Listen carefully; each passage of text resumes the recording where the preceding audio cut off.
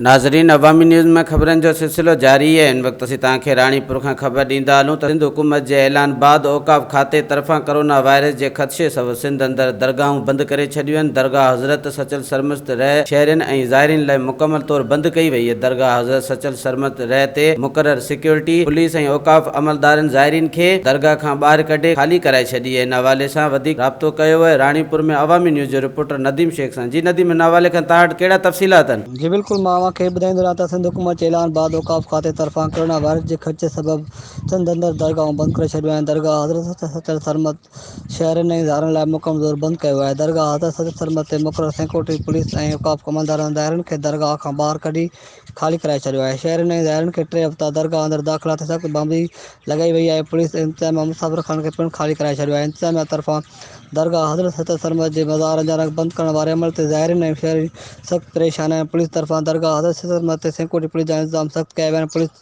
इंतिज़ामिया तरफ़ां दरगाह जे ॿिन्ही गेटनि ते पुलिस मुक़ररु करे ज़ियारत लाइ ईंदड़ ज़ाइरनि खे दरगाह अंदरि दाख़िल थियण खां रोकियो पियो वञे, जॾहिं त हज़रत सचल सरमत जी सूफ़ी राग महफ़िल पिणु बंदि कई वई आहे। जी वधीक ख़बरनि ऐं तफ़सील जे लाइ विज़िट कयो असांजी वेबसाइट awamiNewsHD.com ऐं ॾिसंदा रहो अवामी न्यूज़ HD।